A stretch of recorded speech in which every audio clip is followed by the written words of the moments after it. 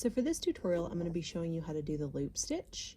And with the loop stitch, you're going to be working your stitches on the back side here of your work, and your loops will end up on the front. And in between each row, you're going to be doing a row of single crochet. So it'll be a row of loop stitch, a row of single crochet, and you will always be working on the back to do your loops on the front. Now, the first thing I like to do is make sure that my tension is even, because you want your loops all to be the same size. And normally you would hold your yarn similar to this, but for the loop stitch, for me, I like to hold it this way so that my pointer is adjusting the tension of my yarn. I like to place my thumb and my middle finger on the stitch next to the stitch I'll be working with. So I'll be working with this one, and so my thumb and my middle finger on either side of my work will be holding my yarn strand in place. Okay, so I'm going to insert my hook. It'll bring it through to the middle and to the right, resting the back on top of this yarn strand. You're going to bring it around to the middle. Make sure you can see that okay. Around to the middle.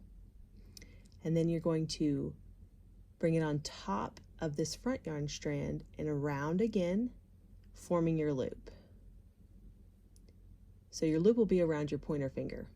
You're going to bring that through one of the loops on your hook. So you now have two loops on your hook. Then you will yarn over and bring that through both the loops on your hook. And that creates your loop right here. Okay, so again, I'm going to get my tension the same. Okay, I'm going to place my, let me redo that. I'm going to place my thumb and my middle finger holding the yarn on the stitch next to the one I'm working with. I'm going to insert my hook, bring it through to the middle, resting the back on top of the back yarn strand and bringing it around again through to the middle. And then you'll put your hook on top of the front yarn strand and bring it around, forming your loop. Bring it through one of the loops on your hook. Now you have two. Then you will yarn over and bring it through those two loops. Sometimes you have to adjust a little bit, but once you do them, several of them, you'll get used to it. Okay, let's do one more. Sure I have. There we go. Okay, now I'm going to place my thumb and my middle finger on the stitch next to the one I'll be working with, keeping the tension the same with this pointer finger. Insert hook, bring it through to the middle, the back and around to the middle again on top of the front yarn strand.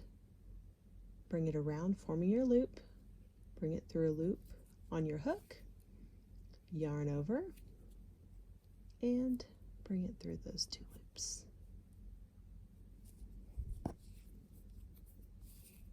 And that will form your loop stitch.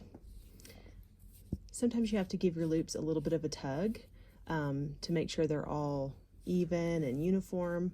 And if they're not the same size, you can just undo it and redo that loop. This is with cotton yarn, and so they're a little bit heavier. They're not as fluffy as they usually are, and these are also a little bit longer loops. But that is the loop stitch.